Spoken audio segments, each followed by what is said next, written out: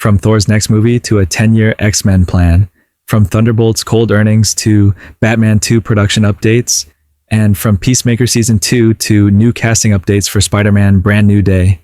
This week, Thunderbolts became the new Avengers, and we also got a new trailer for Peacemaker Season 2. So, friends, welcome to a new episode of Super News, where I bring you awesome pop culture updates with some twists. We'll kick off this week's news with Thor.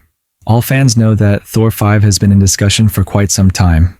Recently, industry insider My Time to Shine Hello shared an update stating that Thor's story won't end in Secret Wars, and that Thor 5 is currently in development.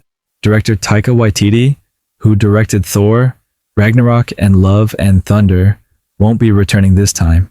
Instead, Chris Hemsworth wants Sam Hargrave, with whom he worked on Extraction, to direct Thor 5. Now, I had already told you here on Super News that Marvel was considering giving Thor a proper send-off in Secret Wars, or Doomsday, but that won't affect Thor's future story, because after Secret Wars, the multiverse will reset, and Thor, along with many other superheroes, will get fresh new storylines. This insider update on Thor 5 confirms that. Judging by how long discussions have been going on, it seems this movie could release between Doomsday and Secret Wars. If that happens, it's bound to be a cosmic-level story. Also, Sam Hargrave isn't a bad choice to direct a Thor movie. However, I remember hearing George Miller's name too. Personally, if someone with George Miller's resume directs a Thor film, now that would be something else. Let's see which direction Marvel takes with Thor 5. But the more important question is, what will the story be? Is Mangog going to show up? Next update is from the DCU. The first teaser for Peacemaker Season 2 has dropped. And if I had to sum it up in one word, it would be wild. Right from the teaser's beginning, we see Maxwell Lord, Gardner, and Hawkgirl. In the original DCEU, Maxwell Lord was played by Pedro Pascal, but now the role is being played by James Gunn's brother Sean Gunn. That means Sean Gunn is now playing 3 characters in the DCU: G.I. Robot, Weasel, and now Maxwell Lord. It's starting to seem like the Justice League could be established by the end of Superman Legacy, but the real highlight of this teaser was Frank Grillo, who is playing Rick Flag Sr. We already heard his voice performance in Creature Commandos, but I feel he shouldn't have had such a drastically different look in this show. The teaser also reveals that Rick Flag Sr. is now the director of Argus, and obviously we're going to see Rick Flag Sr. seek revenge against Peacemaker for his son's death, setting up an epic clash for us fans. Moving on, Thunderbolts released more than a week ago, and its box office numbers are now out. Surprisingly, they're even weaker than Captain America. Brave New World. While Brave New World earned $88 million in its domestic opening, Thunderbolts managed just $74 million. As of now, it has made $181 million worldwide. There's no doubt that the movie is good. Critics liked it, and its Rotten Tomatoes score is among the best since Spider-Man No Way Home. Most importantly, it offered something fresh. But here's the thing. Nowadays, just being a good movie isn't enough. Audiences want an X factor that compels them to go to theaters. These box office numbers suggest that Thunderbolts lacked that. And if you noticed, Marvel revealed the movie's actual title just 3 days after release, showing a bit of desperation. Whatever the case may be, this week we did get some awesome Thunderbolts-related insights from interviews with director Jake Schreier and co-writer Eric Pearson. Jake Schreier revealed why he couldn't include Sentry's comic arc in the movie.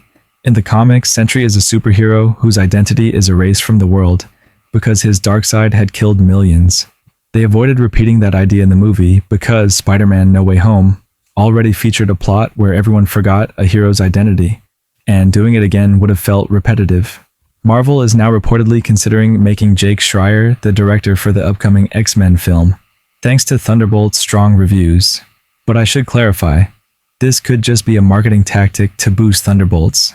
Studios often tie future projects to current ones for promotional reasons. We saw a similar strategy during the Flash promotions. On the other hand, co-writer Eric Pearson shared he was shocked by what happened with Taskmaster. He had written a major arc where Ghost would play a big sister role to Taskmaster, but co-writer Jenna Kalo changed it. Marvel probably shouldn't have given such a tortured character such a weak ending. It didn't make sense to me either. What's done is done with the Taskmaster, but the future still looks awesome. According to insider Jeff Snyder, Marvel will no longer create Disney Plus series around major movie characters. The upcoming Vision series will be the last one to feature a major character in the lead. This makes some sense. Marvel already built a fantastic TV universe before Disney Plus with the Netflix shows. These series, while technically part of the MCU, didn't directly connect with the movies and still thrived on their own. Marvel should return to that formula. Kevin Feige himself recently admitted that Marvel's current output feels more like homework than entertainment. In an interview with the Wall Street Journal, Feige said watching new MCU shows and films feels like a task now, the result of prioritizing quantity over quality. That's why Marvel recently separated its TV and movie divisions, allowing Feige to focus solely on the films. Interestingly, audiences also felt the same homework fatigue. New fans found it difficult to keep up because they didn't want to watch every past project before starting something new. But I still believe Marvel's interconnected stories were their strongest selling point. Feige's homework comment isn't necessarily about that. It's about how the quality has dropped, not the interconnectedness itself. I've always viewed the MCU like comic books. In comics, many stories exist at once. You don't need to read everything. Watch only the series or movies you're interested in. Treat interconnectedness as bonus fun, not an obligation. Since Kevin Feige is now focused on movies, he also told his colleague that he has a 10-year plan for the X-Men. So one thing is clear, after the multiverse saga, we'll enter the Mutant Saga, with fresh X-Men stories. Avengers will still appear in between, but the focus will shift to X-Men, and that's a good thing. Audiences need something new. If you enjoyed the updates, theories, and breakdowns, smash that like button, subscribe to the channel, and hit the bell icon so you never miss an episode.